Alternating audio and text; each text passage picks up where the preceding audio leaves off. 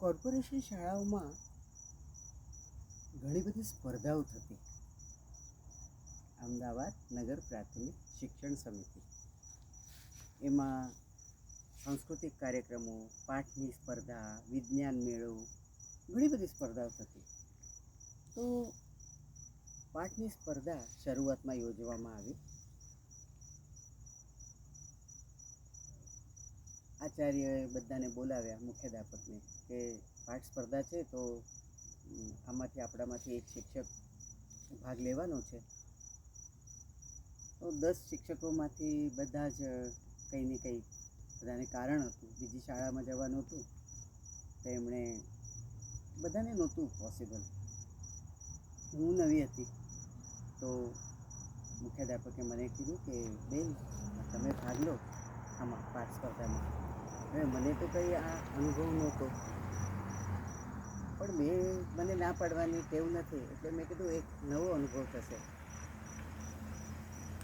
20 kilometre દૂર હતી શાળા અને ત્યાં પાઠ આપવા જવાનું હતું. ધોરણ 1માં ફળોનો રાજા કાવ્ય હતું, એ મેં સિલેક્ટ કર્યું. ફળાંचा રાજા મરાઠીમાં. તો ફળનો રાજા કેરી એટલે આંબા છે. તો એ નક્કી કર્યા પછી બધા શિક્ષકોએ મને કહેવાનું ચાલુ કર્યું કે તમે ચાર્ટ બનાવો, પછી ફળો છે એ ખોટા ફળો બજારમાંથી લઈ આવો. બધાને મેં હા પાડી. મારો પહેલો અનુભવ હતો એટલે શિક્ષકોએ મને કંઈક મદદ કરી. પાઠની નોંધ સરસ મેં કાઢી. આ ટાઈમે શું કરવાનું છે, આ ટાઈમે શરૂઆતમાં શું છે, એ બધું મારું થઈ ગયા પછી હું 20-22 કિલોમીટર દૂર એ શાળા હતી એમાં પહોંચી ગઈ. 47 શિક્ષકોએ પાઠ સ્પર્ધામાં ભાગ લીધો હતો, 1 થી 7. અને ફળોનો રાજા એ કાવ્ય લગભગ 4 જણે લીધું હતું. લગભગ 75 સાલમાં આ પાઠ સ્પર્ધા થઈ હતી.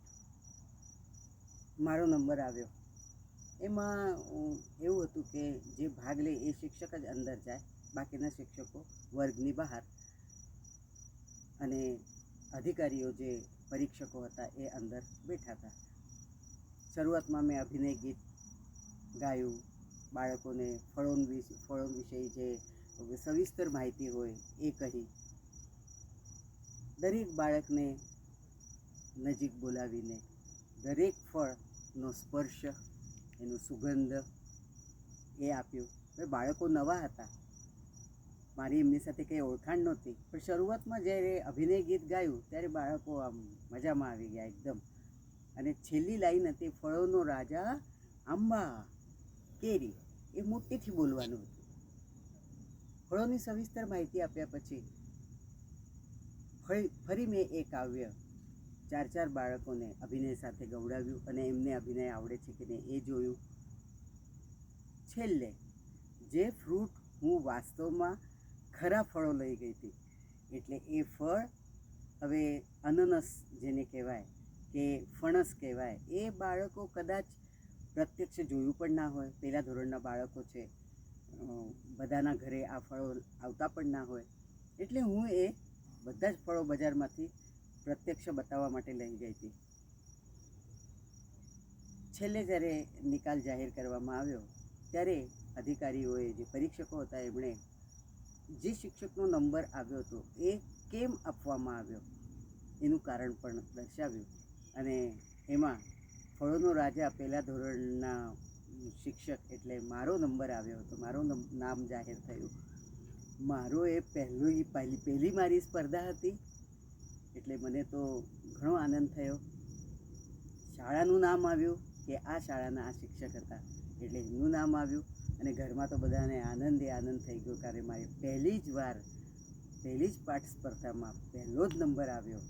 એ મારો એક અનેરો આનંદ હતો અને મને બહુ જ આનંદ થયો દિવસે. અને ઘરમાં એ બધાને આમ થઈ ગયું કે નહીં, ચલો બધા બીજી શાળામાં જઈને આપવું એ બહુ ઇમ્પોર્ટન્ટ હતું.